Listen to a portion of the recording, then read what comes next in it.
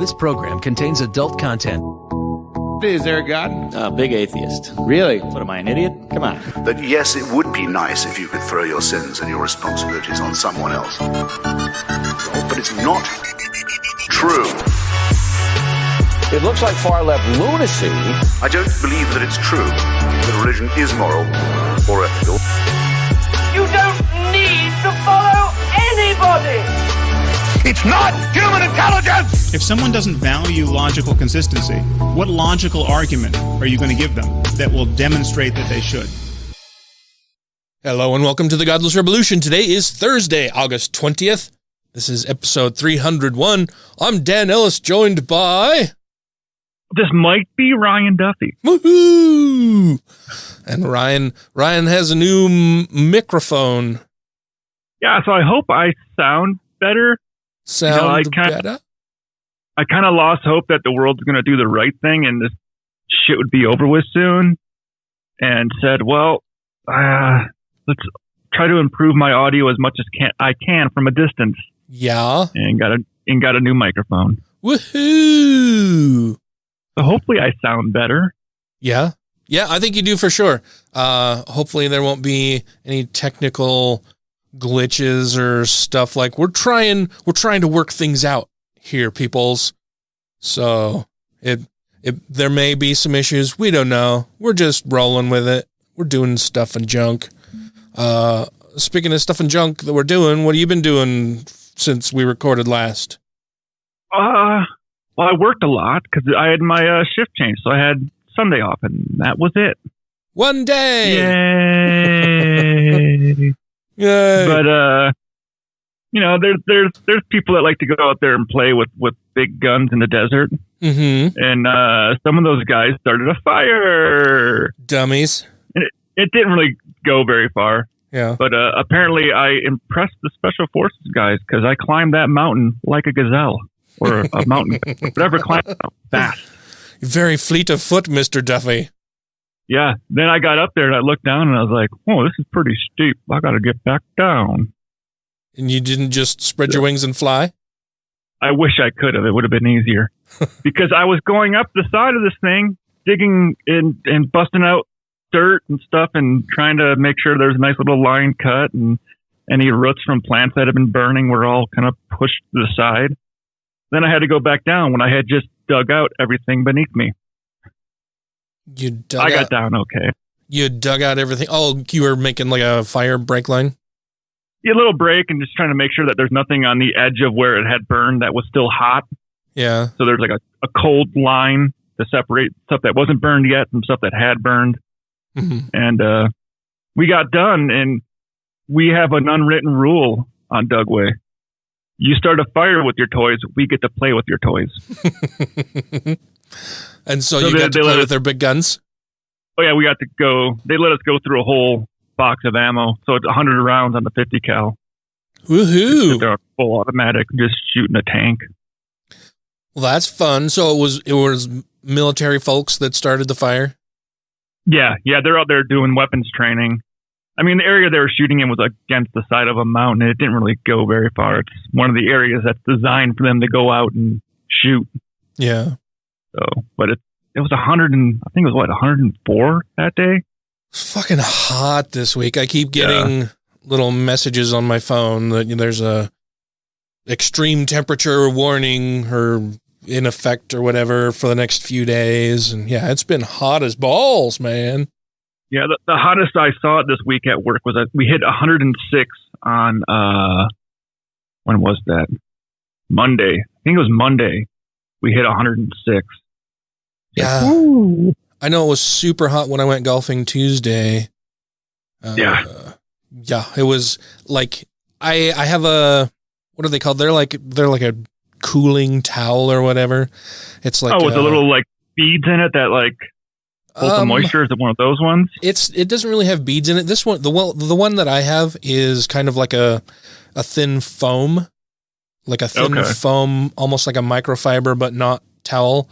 That, I get it wet and you wring out most of the water and then, you like flip it or snap it just to get some air through it and makes it cold for a little while. And then you can I just drape it on my neck. I took that with me golfing on Tuesday for the first time in a long time, just because it was so fucking hot. Yeah. And that's when we're doing those fires all Tuesday after. Well, we're out there for quite a while, but yeah, it was, I didn't sweat as much as I thought I would. Yeah. Like, I think I'm getting you, because I'll sit outside in the evening in 100-degree heat at work, and I'm just like, I get used to it. Was that the Plus, I'm in my garage, and it's 100 degrees. Was that the only blaze that you had to deal with at all while you were, while you changed your shift and all that? Yeah, that was it. Otherwise, it was just hot. Well, that's good. It's a good thing that you're not in California. I know they're super fucking busy with all the fires there. Well, I mean, we got more units coming to play this next week or two, so it might be out there. Yeah. Plus, the artillery guys are coming out. Yeah, well, Tracy's brother, Tracy's brother and his family, the ones that are soon to be moving to Germany. They live in Boulder Creek, and he's got some property there on the side of the mountain, which is like in the direct line of all of these fires that are heading toward his property. They were evacuated yesterday. They were under a mandatory evacuation order, and he's just kind of been giving us updates throughout the day. Last mention was that the fire is less than a mile away from his house, and that they're not. He said that is it Cal Fire that's handling? Anyway, yeah. So Cal Fire apparently notified residents there that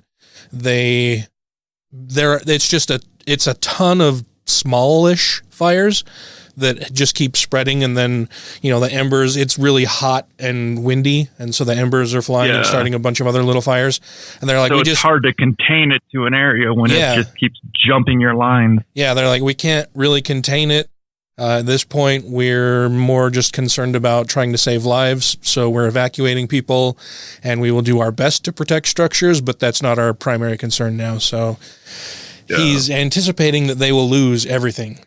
That sucks. He drove back to his house late last night, like around midnight, and got his camping trailer and a few like family heirlooms and memorabilia stuff, and threw those in the trailer, and he got the trailer so that they'd have somewhere to stay if their house burns down. So it's like, what do you do, man? And this isn't the first year that he's had to deal with being evacuated because of fires. I mean, last year it was the fires that were started by PG&E.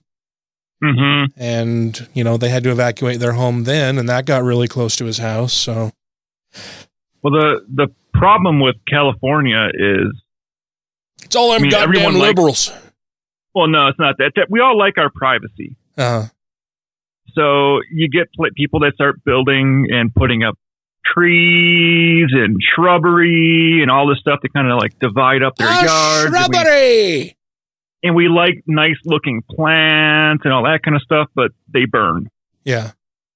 Well, so it's not, I mean, like what we're taught, like if you live in an area where you got a lot of forest and a lot of stuff, you got to make a defensible area around your property in order to keep fire away from it. And it doesn't look as pretty then. Yeah. Yeah. I sent him a message. We've got this family chat on Facebook. Yeah. And there are some differing political opinions in among the people in the family in the chat, and we just kind of rib each other a little bit here and there. And I posted, he's been keeping us updated about all these fires and everything near his house, and I posted the link of President Dumbfuck talking about how sweeping the forest. Yeah, they just need to clean the forest floors better. they need to rake things and do other things to make it clean, and then they wouldn't have the fires that they have. They do it so much different in Europe. No. And he's like, yeah, well, hopefully you'll pray for me. And he was kidding about that.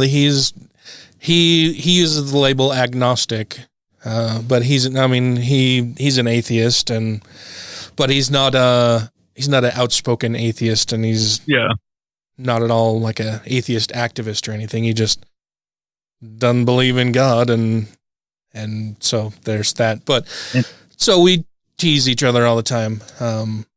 And he's not a Trump supporter either. Somebody else in the family is, and there's some gentle ribbing there back and forth. They haven't left the conversation yet. No, we keep it pretty civil in the family stuff, and then I just rant and rave on my timeline about what a stupid fucking moron the president is, and how he has no fucking empathy, no compassion, no caring, no concern at all for his fellow citizens. It's no, fuck you. What can you do to help me get reelected? And if you can't do anything, then fuck you. And I'm going to just use you as a pawn and put your life in danger to help me win reelection because I'm a fucking bastard. God, I hate that guy. Well, I mean, he even actually said it out loud. Yeah. The only way he will lose the election is if it's rigged. So if he loses, the election was rigged, and he's going to fight the shit out of it. Well, and I mean, he's just prompting all of his sycophantic fucking idiot followers. Yeah. To get all up in arms, probably literally, if he loses the election.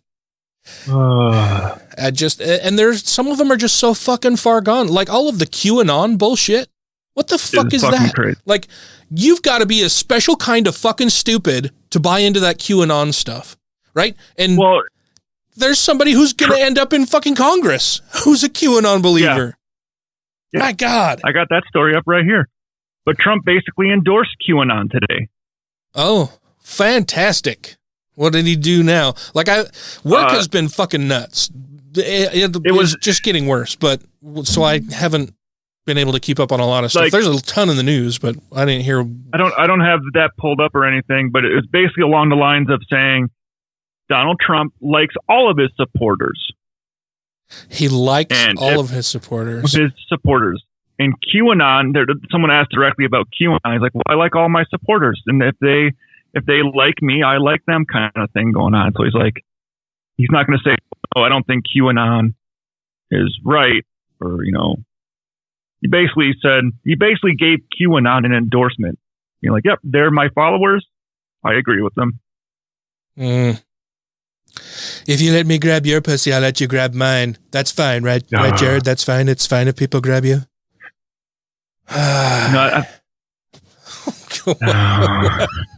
What were you going to say? Sorry, I feel like I interrupted you. No. I was going to say, well, I got that story here. We can read this one later. Okay. Let's see what else you've been doing. Is that it? The work and the woodwork? Just that. And I got my cool toy today. I wasn't expecting it until Saturday. Oh yeah. A new plane that it's from 1909. Oh yeah, I saw your post about getting the new Stanley planer.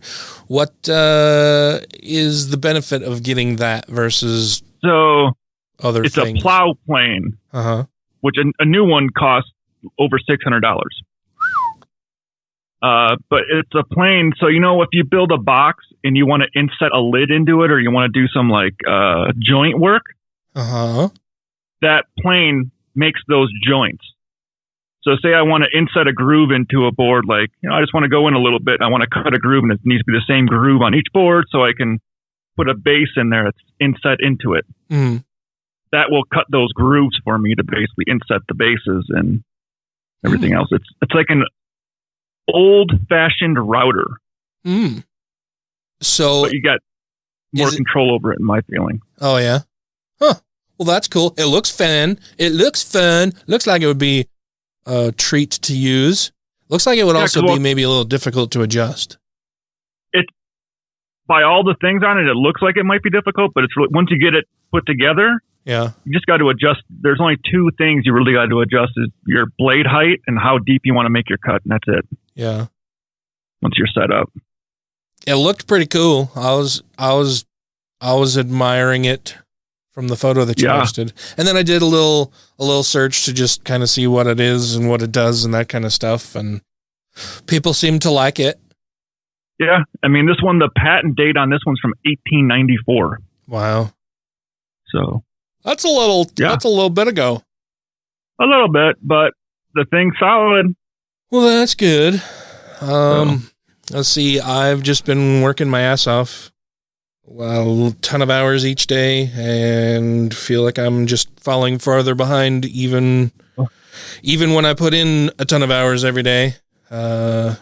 Just don't lose your ass, because then it will be uncomfortable to sit down. I have almost no ass anyway. Like, I have to wear a belt because I have no ass to hold my pants up. That it just it's a thing. That thing. Like, the men in my family have no asses. It's just flat. Yeah. It's like my ass migrated sometime in my late teens, early 20s. It migrated from the back of my body to the front of my body and has just occupied space in front of my belly. That's what it is now. My ass migrated. My hair is migrating. It falls off of my head and just reattaches itself to my back. We don't want to talk about losing hair. You got a way thicker head of hair than I do, and I'm 10 years younger. Oh, and I'm sorry. To me, it's personally sad that like my hair is thicker than yours because it's getting thinner all the time. And yeah, getting old fucking sucks, man. I wake up sore every morning now. Like arthritis is starting to set in pretty well into my joints, and that's a fun fucking treat. Life's peachy. 2020 is awesome. This is the best year ever. Should we go ahead? I was gonna say, should we see what's going on in 2020, or do you got more? No, that's it. There's a ton of stuff that we could talk about news wise. So rather than me complaining about getting old and fat and bald, let's move on to talking about some newsy stuffs. Okay. This is Natalie Newell of Science Moms and the Parenthetical Science Podcast. You are listening to the Godless Rebelution. Why do Christians take everything so personally with Christ, It's like, it's not only do you have to worship him, you want everybody to. It's like, I like lobster. Do I go around pushing lobster on people? Do I say you must like lobsters? Eat lobster, it's good, it's good. It's not only where you live, you go to Africa, you travel all over the world, get to eat lobster. Have some more lobster, it's good. I don't really think we want you to have lobster. Lobster and religion, I really don't see the similarities. Thank you to everybody who has rated the show on iTunes and Stitcher and are following us on YouTube, Twitter, and Facebook. And to all our Patreon patrons, you make the show possible. So this bit of news just hit the wire today, or at least I saw it today. But apparently... That's the wire noise. But apparently it actually happened yesterday, I want to say, because that's when this video was posted. But this is the Cincinnati Reds announcer was caught in a hot mic moment and will probably lose his job from being a sports announcer. This is interesting. Let me play this video here. So this is just a hot mic moment where he's caught saying something really bad. The fag capitals of the world. So he just said that Cincinnati is one of the fag capitals of the world while he's streaming his audio out calling this game. And that's, of course, really bad. Yes, not good. Not good. And apparently somebody let him know that this had happened while he's still in the announcer's booth, because he then decides that it's a good idea to maybe try to apologize. Presented by St. Clair Roofing. 3-0 ball game with the Reds. So he moves into calling the game, and all of this happens. It's in front of the Royals. We go to the top half of the fifth inning. Castellanos to lead things off. Jim Day's going to be taking us the rest of the way through this game as Holland takes over on the mound. I made a comment earlier tonight that... Yes, you did. Yes, you did make a comment earlier tonight. that I guess went out over the air that I am deeply ashamed of. Not ashamed enough to not say it or think it. Yeah. But people are only ashamed of their actions when they get caught. Uh-huh. Yeah. He's not really sorry that he said it. He's sorry that he got caught. Yeah. If it's something you would have felt shame saying, you wouldn't have said it in the first place. Uh-huh. If I have hurt anyone out there. If I have hurt anyone out there. No, you did. Like, just the fact that you said that hurt people. So you don't need to say if you hurt somebody, because you fucking did. You're on a live mic calling a game with hundreds of thousands, if not millions of people listening to you, and you said that. So yes, you hurt somebody when you did that. I can also imagine in the back of his head. Uh-huh. Oh, I can also imagine that in the back of his head. He's going, this is my game. I will not be back next week. It was probably just one of those oh shit moments, like, oh fuck, I really fucked up now. Like, I worked at AT&T long time ago, back in the 90s. Actually, it's where I met Jason Stock, who was he's been a guest on the show. He's the brewmaster at Squatters, and good guy. He's on the beer. Yeah. And right. He's on one of their beers, the Hop Rising? Yes. Thank you. Yeah. And he's been a guest on the show, whatever. So I knew that's where I met Jason, was when we both worked at AT&T. And there was a moment when I was working there that I got a little too comfortable on one of the calls. Typically when people would call, I'd answer the phone, say, hey, this is Dan. Thank you for calling, blah, blah, blah. I'm here to help. What can I do for you? And every now and then people would just launch into this diatribe and start yelling at me right away or whatever, because they're angry about something the company did, or that they feel the company did to them, right? And so typically when that would happen, the best thing to do would be to just let them air their grievances for a little while. And so I would just hit the mute button and sit back in my chair and listen to them for a bit.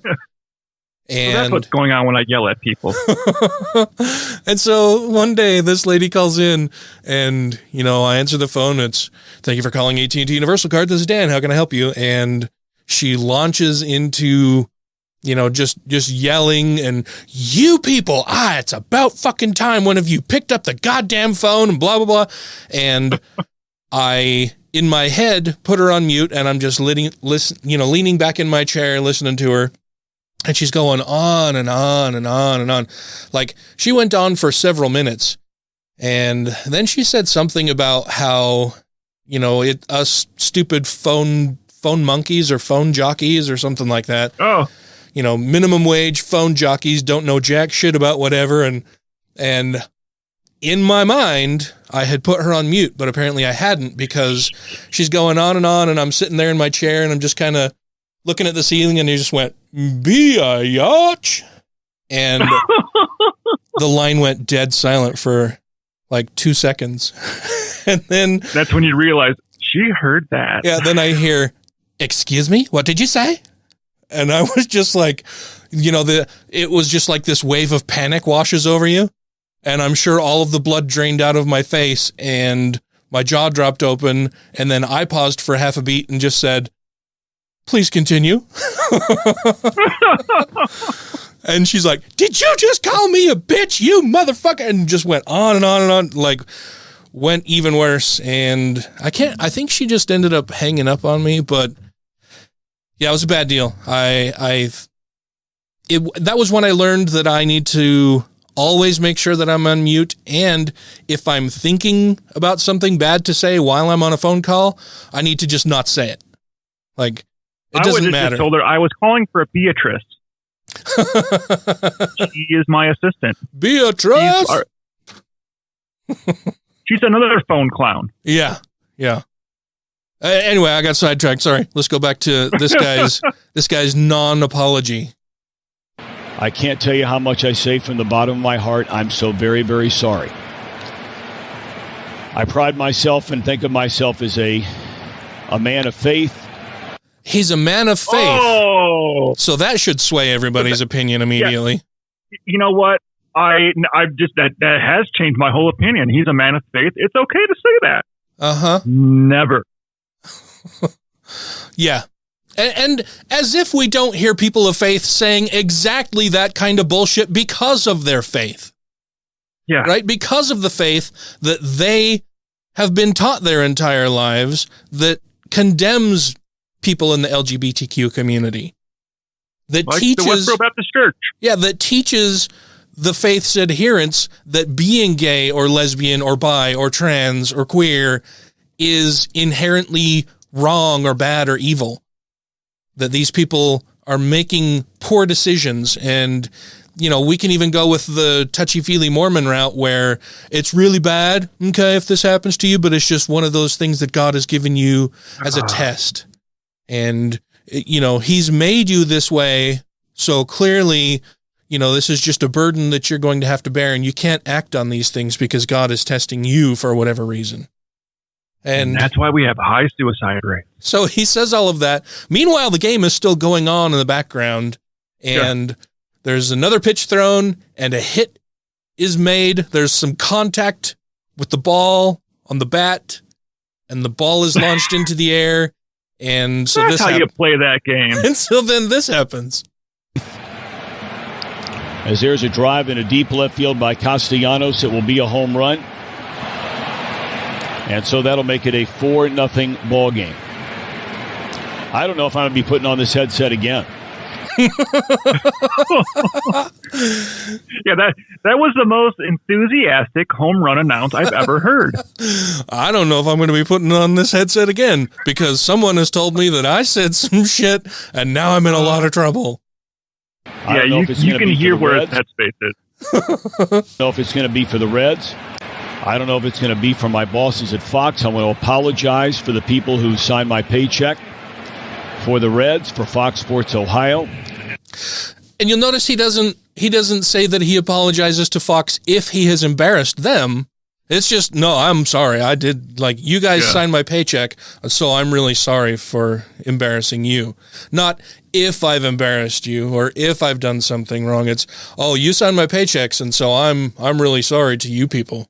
For Fox Sports Ohio, for the people I work with, for anybody that I've offended here tonight. I can't begin to tell you how deeply sorry I am. That is not who I am, and never has been. You just fucking said it. You can't tell us it's not who you are and that you've never been. We just heard you say it. You're fucking apologizing for it right fucking now, dude. Yeah, and the tone of his voice when he said it didn't sound like he was saying it in a joking manner. No. Kind of sounded like, oh, I hate this town because of all these people. Yeah. All of the people that he doesn't like and that he didn't. And clearly, you know, he's having a conversation with other people or just with himself. Like if he's in a studio or announcer's box by himself and he's saying this, well, then that's a whole other level of problematic, right? Because then he's not only thinking these things, but he's saying them out loud, and he's saying them out loud to himself. Like he's having a bigoted conversation with himself. That's a good point, because like I said before we started recording, when we were just talking about this one, I wonder what the conversation was that led up to that before his microphone was turned on. Yeah. But now that you're saying that, due to Corona and everything, there might not have been anyone else in that room with him. Yeah. For social distancing purposes. Yeah. And I mean, it could be that he was communicating like we are via Skype or some other, you know, networked telephony, but he still said that either to other people who he believed at least casually would have agreed with him. Yeah. Otherwise he wouldn't have said that because he would have gotten the reaction that he's apologizing for now, or he said it to himself by himself, which is a whole other level of what the fuck is going on in this guy's head. Which is worse. It can be. Yeah. And I'd like to think maybe I could have some people that could back that up. That could back up that he is not homophobic. Yeah, that he is not that way and has never been that way. Sure, maybe it would be the people that you were talking to who could back that up, right? What an asshole. I am very, very sorry, and I beg for your forgiveness. Jim Day will take you the rest of the way home. And then he leaves. He fucks off. Some other announcer finished calling the rest of the game after his non-apology there. Was that in like the first inning? No, it's the top of the fifth. That was the top of the fifth. Okay, so it took a little bit for social media to catch on. Probably post it out there. Yeah. Yeah, well, and I wonder, like, I don't know. Let me see if I back this up. Let me mute this so it doesn't make a bunch of noise. But if and then I just skip to a different video. So if I back this up, it doesn't have anything on the screen right now talking about what part of the game it's in when he does the hot mic thing. Okay. But then when it cuts back and the audio is playing and there's the hit and everything and he's doing his apology, it's the top of the fifth inning. So I don't know at what point in the game he initially said that, but it was in the top of the fifth that he decided that he should apologize. That they brought a new pitcher in. Oh, so the comments on the video say that Reds announcer Tom Brenneman said an anti-gay slur before the game, calling Kansas City one of the fag capitals of the world. He would later apologize during the game, knowing he would lose his job because of the remark. And apparently he also announces for football on Fox Sports as well. So okay. So he's lost that job too, I bet. One would hope. I mean, it would be one thing if he... I'm trying to even think of a scenario where it would be appropriate. Like maybe if he was gay himself and in a room of other gay guys and they're talking about where they're going to go on vacation. And I mean, but even comedians don't touch it anymore. Yeah. Like there was a point in comedy where they're like, okay, it's acceptable in comedy. This is the line we can cross. Now that line has moved and it's not even acceptable for comedians to talk that way. Yeah. Yeah. I mean, a lot of my gay friends will talk to each other that way, right? They'll use that kind of language when they're talking to each other. Sometimes when they're talking to me. But it's not a word that I use in conversation with any of my gay friends. And I just, like I said, I was trying to think of any scenario during which it would be okay for him to have said this. And that would be the only time that I could think that it would be okay, is if he is a member of that community and was talking to other members, his friends in that community. And it's one of those things like the N-word, when black people use the N-word amongst themselves, that, you know, he could have been using it in that sense, but clearly that wasn't the case here. And so, it's inexcusable. Only a ginger. Yeah, only a ginger can call another ginger. Yeah, it was just, I was blown away that, you know, holy shit, this happened. Like, it happened before the game. He was caught. And then in the middle of the game, in the top of the fifth inning of the game, he decides that he should probably apologize for that because someone else is going to call the rest of the game. I'm curious to know, like, the series of events that led to somebody else coming in to finish calling the rest of the game. Like, did somebody notify network executives immediately? Hey, you've got some asshole who just used this gay slur before one of the games and was caught on a hot mic moment. And then just a bunch of swirling in the background of network executives and people trying to decide what to do. And then somebody saying he's done, get him out of there. Let's send somebody else in. Then they got to notify this guy that they're sending somebody to take his place. You're going to be suspended indefinitely. Like, which is probably why it took till the fifth inning.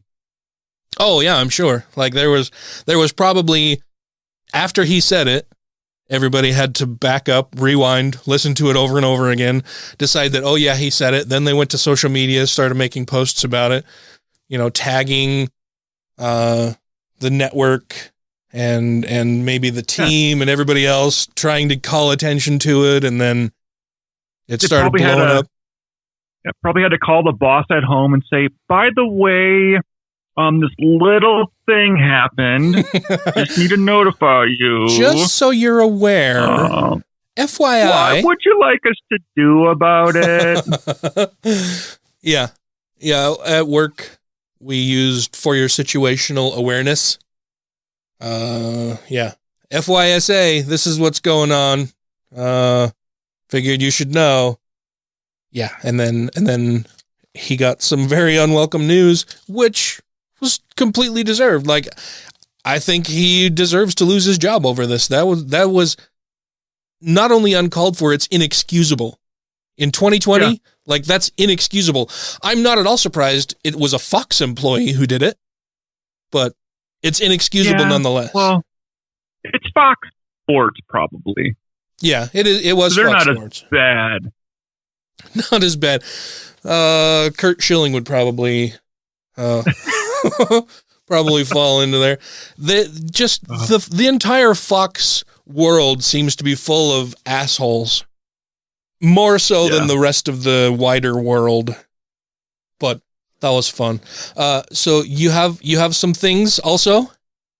Well, I got a bunch of things up. Which one do we want to talk about? Do we want science? Do we want another person claiming he's a good man of God? Also being a Nazi? Ooh, you know what we should do? What? Talk about it offline and then figure it out and come back and do it in the next segment. Oh, yeah, but we also got another guy to talk about in the next segment real quick, too. Yes, we do. Yeah. We'll be right back. Okay. My name is Mandisa Thomas, and I am the founder and president of Black Nonbelievers Incorporated here in Atlanta, Georgia. You may find us at blacknonbelievers.org. You can also find me on Patreon at patreon.com/Mandisa Latifa. And you are listening to the Godless Rebelution. She's a Christian Scientist. And what? He's a Christian Scientist. He's a Christian Scientist, and I've met, and it's. Dear. Did you say, "Oh dear"? Yeah. I don't think you've ever said that in your entire life. No one's ever told me they were dating Christian scientists before. I've been saving it. If anything ever called for an "oh dear," holy it's me cow, dating a Christian Scientist. Well, look, it's a nightmare for me because I'm under the weather about 99% of my life, and she doesn't. She won't bring you the medicine? No, the medicine's out of there. I know they can't take it, but can they touch it and give it to somebody else? She doesn't have a medicine chest in her place. If you have questions, comments, concerns, compliments, corrections, criticisms, or concepts for content, contact the show via email at godlessrebelution@gmail.com, by text or voicemail at 330-81-REBEL, or Twitter the twatter at TGR Podcast. Thank you. Ryan. Dan. I like to do that when we've just been sitting here talking and we're trying to decide what we're going to do, and then you don't know what I'm doing, and so I hit record, and then I just say Ryan, and you're and I'm like, you're total sport about it. And I'm like, am I starting this off, or I don't know if we hit record yet? I'll wait like a patient child. You're total sport about it, and you're very professional about it. Like, you don't even know when I've hit record and what's going on, because I haven't communicated it with you very well. And I just say, Ryan, and you it's like a switch goes off, and you're a pro, man. You're awesome. I'm ready to go. I mean, but also, speaking of young children. Aren't all of God's children precious according to people of religion, of religiosities? We're all God's children. We're all special. We're all God's special creations. Yeah. Some of us have unique challenges, but we're all still just God's special little creations. Yeah, we are. Unless you're autistic. Oh, that's right. He doesn't like people with blemishes or lameness, or if they're blind or deaf. Like, keep those fucking people away from him, right? And he said that in the Bible. Yeah. And you especially don't want to be autistic in New Jersey in front of a Catholic priest. Catholic priests are the worst priests if you're a kid. Yeah, I think this one here is a bit of an asshole. What did he do? Well, this lady, Julie, very Italian last name. Julia, she posted a video to Facebook, but the video has been taken down, where she was getting her daughter baptized, and her other son, the daughter's or that child's older brother, was there, who happens to be autistic. And the preacher kicked the little boy out for being rude and disrespectful. And what the lady says is that it was more surprising what the guy did off camera. So she wrote a little face on post on Facebook, not a face on postbook.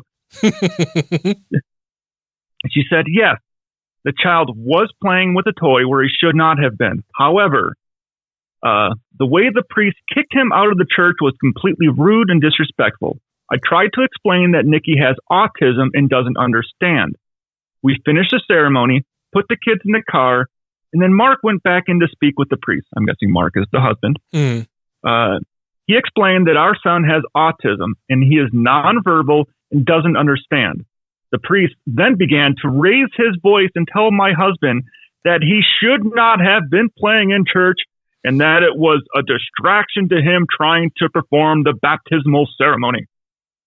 My husband told him that he thought a priest, of all people, would be more sympathetic to a child with special needs, that he was completely unprofessional and ruined our celebration. It's just that so is the rude. thing. It's the family's celebration. Yeah. Like, it's for the family, and that kid is part of the family. It goes on. He told him our family deserved an apology. Said the priest then came outside to speak to our family, but instead of apologizing, he began to try to justify the reason for kicking our child out. Again, saying that he was distracting him. At this point, I told my husband to let's go. So yeah, this preacher apparently doesn't like autistic kids playing with a toy while they're there. For the family to have their child baptized. I mean, I think baptisms are all woo-hooey shit anyways. But, it was for the family. And you would think that the preacher would have more patience for a child with needs. Or he should have prayed for the kid to not play with the toy. You know, the whole idea of baptism never really made sense to me either. Like, prayer never made sense to me. Hell never made sense to me. And baptism has never made sense to me because, like, the whole Christian story is that, John 3:16, right? For God so loved the world that he sent his only begotten son, blah, blah, blah.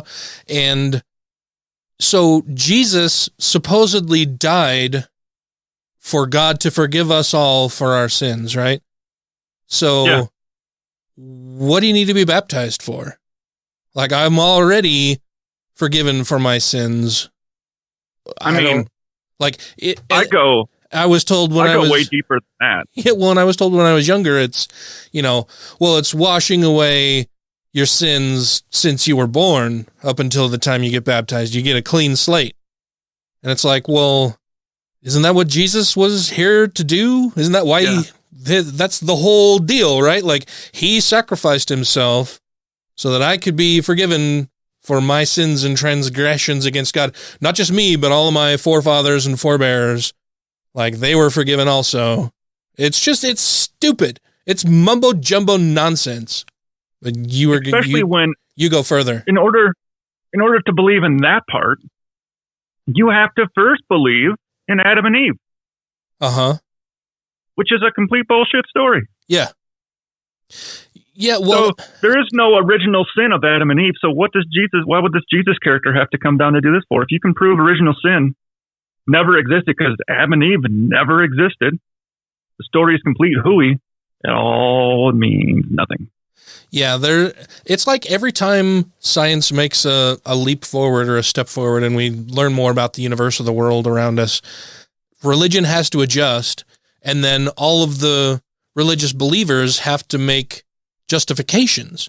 The church adjusts and its members make justifications, right? So, this is what I believed before, but now I've got to change my whole narrative because that flies in the face of what we know to be true in reality. So, like, I know that I've talked about one of my LDS aunts on the show before, and she once told my mother that she can never believe in evolution, because if evolution is true, then there was no Adam and Eve, and so there was no original sin, which negates the entire purpose of Jesus being sent here to atone for everybody else's sin. And so that's why she rejects evolution, because if she rejects evolution, or if she accepts evolution, then in her mind, the basis for her faith crumbles and is gone. And so out of necessity of defending and protecting beliefs that she has no good justification for, she rejects science that has mountains of evidence to support it. It's fucking stupid. You've got to be fucking stupid or compartmentalize things to the point of near stupidity to maintain religious belief. Yeah. Baffling. I don't understand why people want to do that. The newest claim for denying evolution I heard was the guy's thought process was humans, Homo sapiens, are like the pinnacle, like that's the top, and that everything else is supposed to evolve to be like humans. Like we're the goal? But like we're the goal. We're the end goal. If evolution's true, we are the end goal to evolve too. And he's like, I just can't see like a whale evolving to be a human. How is that even possible? Was this person dropped on their head a lot when they were a child? I hope so, because they were fucking stupid. They eat paint chips. Like that's wow. The guy started off his premise with why evolution was fake with the whole monkey thing again. Like, well, if they say that we are evolved from apes, why are there still apes? Where did you hear or see this? I'll send you the link. There's a guy that always makes fun of flat earthers, and apparently his flat earther he was making fun of was also an anti-masker, and his video got taken down, so he made another one making fun of someone who was an evolution denier. Man. Oh, these. Yeah. I don't understand how people can believe this nonsense. Like it's something that they obviously want to believe is true, right? They go out of their way to create justifications to maintain belief in nonsense. Rather than just accepting that it's nonsense and dealing with reality, they choose ignorance and stupidity and justifications and idiocy. I just don't understand it. But there's been a ton in the news since we recorded last. Just a quick kind of headline wrap up. We were talking about this during the little break between segments, just how much stuff has happened that it seems like there's no way all of this could have happened between the time we recorded last and today. There was the large explosion at a port in Beirut. Which was insane. From the storage of 2,700 tons of ammonium nitrate, the same substance that was used in the Oklahoma City bombing. Joe Biden selected Kamala Harris as his running mate, and the DNC is happening now. The Democratic National Convention has been happening all this week. Republicans are losing their shit, and Republicans are crossing the aisle to support Biden. Yeah. And of course, as soon as Biden announced Kamala as his running mate, shortly thereafter, Newsweek ran an op-ed from somebody who was basically restarting a birtherism, but this time against Kamala, saying that she may not be eligible to even be vice president because her parents were not citizens when she was born here. Well, I think he's going saying that, how do we know she was born here? Yeah. Donald Trump and DeJoy have been trying to destroy the post office ahead of the election in hopes of it allowing Donald Trump to maintain his seat of power as president of the United States. Stuart Baker, who was the voice of Early Kyler in Comedy Central's Adult Swim Squidbillies series, has been fired from the show after making some really terrible posts about Dolly Parton. After Dolly Parton came out in support of Black Lives Matter, Stewart said, "So now this freak-titted old Southern bimbo is a BLM lover? Remember, slut, rednecks made you a millionaire." And that's a good way to talk to her, I guess. If you want to lose your job. Yeah.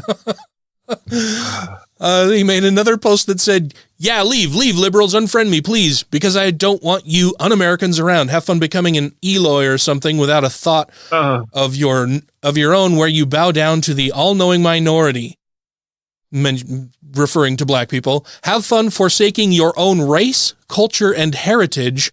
Have a nice time." Like, that's overtly racist right there. Oh, yeah. And then he followed that with, "Folks, I've been fired from my cartoon show, lost my endorsements, and my chance of ever being booked by any music venue as Unknown Hinson again. I just hope you assholes are happy you took a good man and talent down. You succeeded. Woohoo! Yay for us." Well, good man, that's to be debated. "Be proud that you ruined a person's life all because of the freak show called Dolly Parton and BLM. Thanks a lot. I gave my best to you assholes for over 30 years. I guess you just love to kick someone when they're down. That's so twisted and perverted. Again, thanks. I'll remember you bastards." This fucker talking about kicking people when they're down and dismissing BLM for trying to protect people who are kicked when they're down. Fuck you, buddy. I'm glad you lost your fucking job. I hope you never work again. It is never a good time to start a meth habit. Never. Speaking of people with a meth habit, the next headline we have is the MyPillow creator, Mike Lindell, showing his ass and losing his fucking mind, talking about nonsense with this miracle cure, this claimed miracle cure for COVID with Anderson Cooper. It's amazing. It's a 2-part video. It's about 20 minutes in total. You need to do a search for it and just watch it because it's, oh my God. I don't know how he wipes his own ass. It was fucking nuts. I can remember when this guy first started doing commercials for MyPillow, and me, you, and Matt were in the kitchen eating pizza and drinking beer and just bullshitting, and one of these commercials came on with this guy, and I turned to both of you and I'm like, I fucking hate that guy. He's such a smarmy fuck with his little cross sticking out of his shirt and everything, and you and Matt were both just like, well, gosh, what did he do? And I'm like, he's just a fucking, I want to punch him. He's very punchable. And now all these years later, it's like, well, yeah, this guy's a fucking lunatic. He's a Trump-supporting Christian, former crack addict and alcoholic who apparently was saved by Jesus, and now he's a Christian and is hawking fucking snake oil and is going to end up hurting a lot of people. So fuck that guy in particular as well. Yeah, now I want to punch him too. Scientists are going to be releasing 750 million genetically modified mosquitoes into the Florida Keys area. These mosquitoes have been modified so that when they procreate, only males who do not bite people continue the lineage and then can spread and further spread this mutation that ends up killing the female mosquito before they even advance beyond the larval stage. So this will cut down. So it's eradicating? Yeah, it'll cut down on the mosquito population and hopefully help with things like malaria, dengue fever, a bunch of really bad transmissible things that mosquitoes spread. So this is fantastic. And a lot of people, of course, are freaking out, losing their fucking minds about it. Well, I'll play devil's advocate here for one thing. Mm-hmm. Mosquitoes lay their larvae in water, which a lot of fish and small things eat that larva. So what happens to those animals that use the larva as a food source? They'll continue using the larva as a food source. It's just once they start it's just that the female mosquitoes won't advance, or they die while they're still in the larval state. So the fish and everything else can still eat the larva. They'll be fine. And so can the male ones lay eggs too? No. Nope. Only females lay eggs. Well, yeah, that's the point I was trying to make. Well, I get what you're saying. I see what you're laying down. So you're wondering, if there will still be plenty of mosquitoes around. Yeah, I was wondering if it would have a negative ecological impact on the little things that eat the larvae, then that rely on that as a food source. And, you keep getting bigger and bigger things eating those things. So eventually be like, well, the food source went away. So a lot of those are dying. So a lot of the bigger fish can't eat. Yeah, no, they're not anticipating any impact ecological from stuff like that. No, yeah. That'd be my only worry is that side of it. Like, yeah, I'm all for eradicating like those diseases they carry. Yeah, but I don't like mosquitoes. Yeah, and initially when you said, "Well, I'll play devil's advocate," and you talked about the fish eating the larva and everything, I thought your concerns were centered around, well, now they're eating this larva that is genetically modified, and what's that going to do to fish? And okay. No, I was going with their food source being diminished. That is a good question. But from what I read earlier, they weren't anticipating any kind of environmental impact from them, other than a good net environmental impact that there won't be as many around to spread things like malaria and dengue fever. Yeah. Okay. And there were also a couple people who died since the last time we recorded. One of them I knew, one of them I knew of but didn't know personally. One of them I knew personally and hadn't spoken with directly or in person for a while. The first that I knew of indirectly and that I knew had touched the lives of a ton of people was Ed Brighton. And he died earlier this week on the 13th. And he'd had a lot of health problems for a long time and finally decided that he was done trying to fight with them. It really wasn't a life worth living, in his opinion. So checked himself into hospice and floated away on a tranquil river of painkillers. So it seemed like he went to hospice and it was pretty soon after. Yeah, I think it was within a day or two at most. Yeah. After getting into hospice. And then our friend of the show and former guest of the show, Bob Henline, died. I've known Bob for almost a decade, and he was just a good dude. I mean, he was a bulldog for the LGBTQ community here in Utah before he moved to Montana, or as I have referred to it, yes, Southern Canada, and was doing some investigative reporting and editorial work for newspapers there. I think he recently moved again to Oklahoma and had traveled to Utah to visit his kids while he, during the summer, and was on his way back home when he had a massive heart attack. His wife took him to the hospital and he was life-flighted, I think, twice more. Went through, I think, 3 different operations and ultimately ended up dying. But he was a really good guy. He appeared on one of our very earliest episodes. I think it was episode 23, where we had Bob come in. Like I said, he was a fearless and tireless advocate for the LGBTQ community while he was here. He solemnized the very first, I believe, same-sex marriage after the court decision here in Utah that made marriage legal here in Utah before the SCOTUS decision. It was 12 days. Yeah, it was a fantastic time. Hugely celebratory spirit in the air. Everybody was having a good time.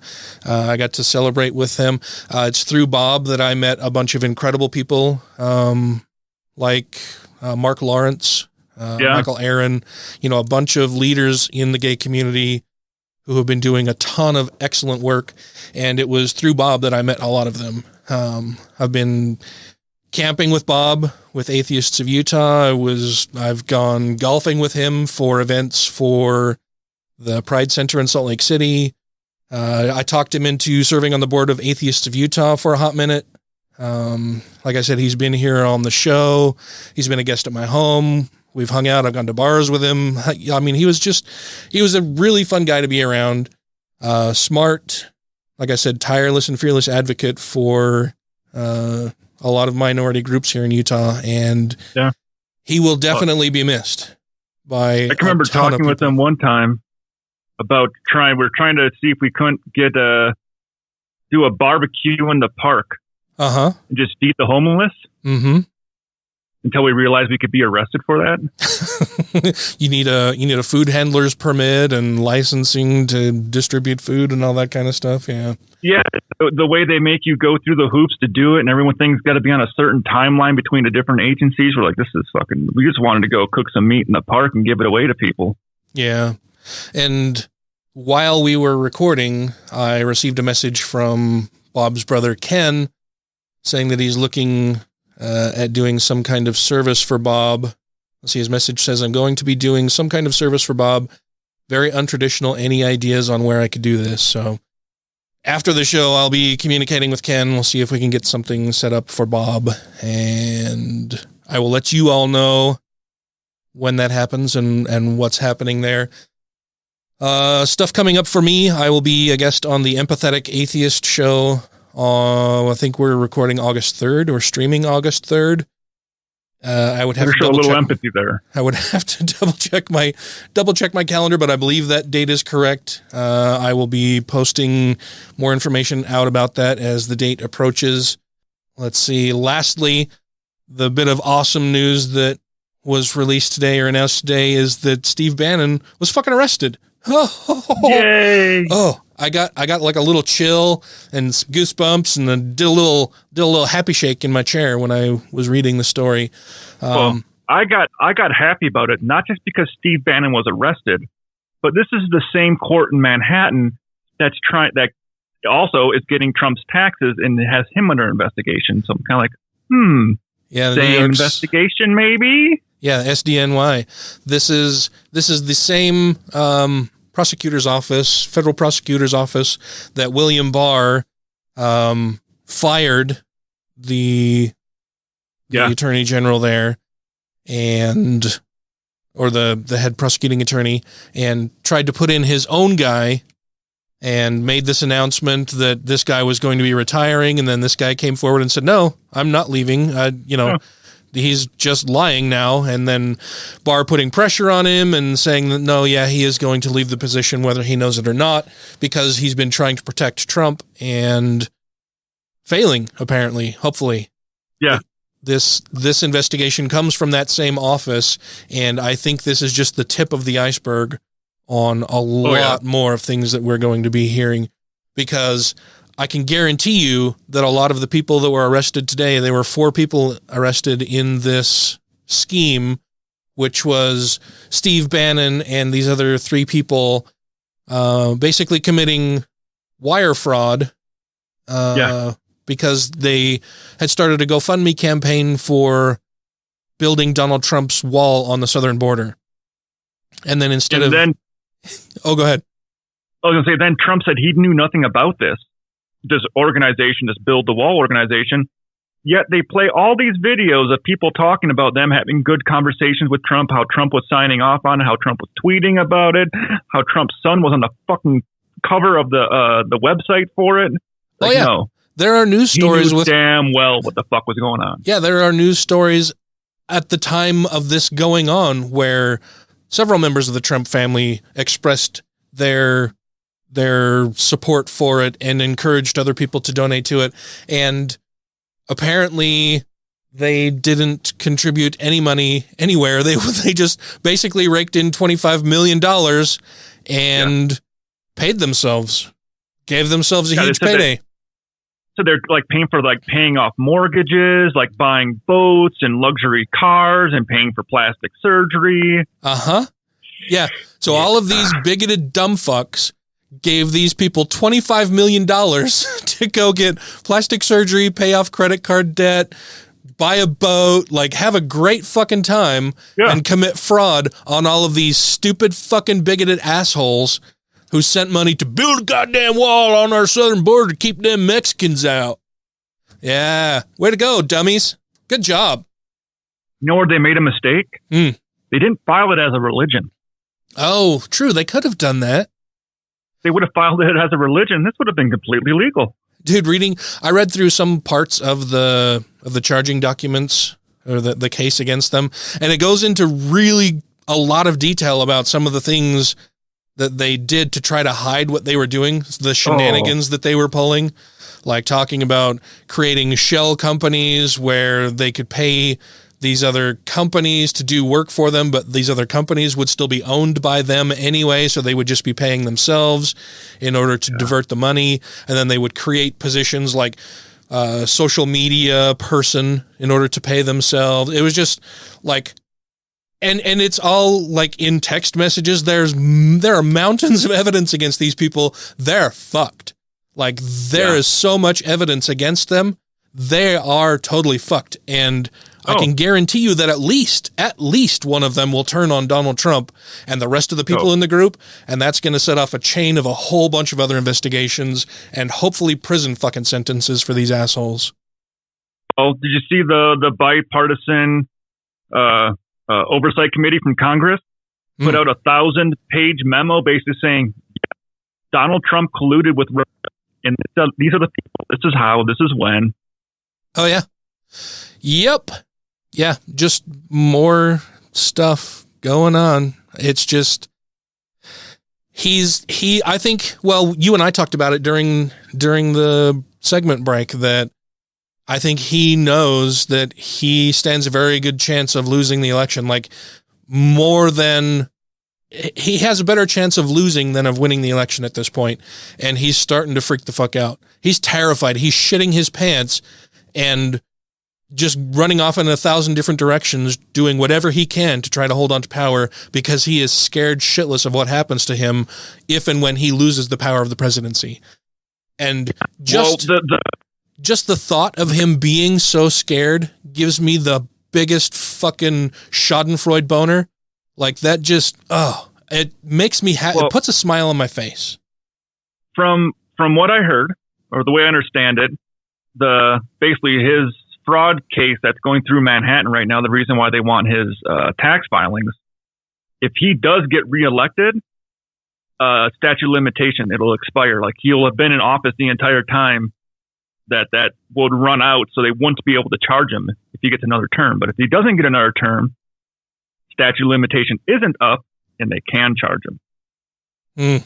Yeah, I'm looking forward to all of it so much. I'm looking forward to him eventually losing the election, but I'm also a little bit scared of what is going to happen between now and not even just the election, but him actually leaving the White House. Yeah, November to January is a long time. Yeah, and he's the kind of guy that once he knows he's not going to be in power anymore, he's going to burn it every day. He's going to burn it all down. Oh yeah. Like he's going to be like he's going to be like a squatter, right? Somebody who stops paying rent at their place, and then once they're eventually evicted, and I'm not talking about, people who are just having a really hard time because of COVID and unemployment and everything. Now I'm talking about like shitty con people who do this kind of thing for a living, where they'll go into a place, squat there for a little while, eventually get evicted. And when they go, they destroy the house on their way out. Pull all the copper pipes out. Yeah. Yeah. Just fucking do whatever they want to it. Yeah. Oh yeah. My semen donor rented a home where people did this and just smeared shit on the walls, stole appliances, broke windows, tore up carpeting, burned, they just destroyed the house on purpose because they were leaving and they were upset about it. And I figured Donald Trump will do the same kind of thing. He'll probably, he probably will fling shit at the walls. Yeah. He'll leave a Cleveland steamer on the, what's the Resolute desk? Yeah, he'll leave a Cleveland steamer on the Resolute desk. That sounds like a rap song. It just might be. That'll wrap things up for us tonight. Or for this episode. I don't ever know when you guys are listening to this, and it's not really nighttime here. It's still daylight, so it's just I've gotten in the habit of saying that. Good morning, good evening, and good night. I should probably change that little bit that I say before we go to leave the show.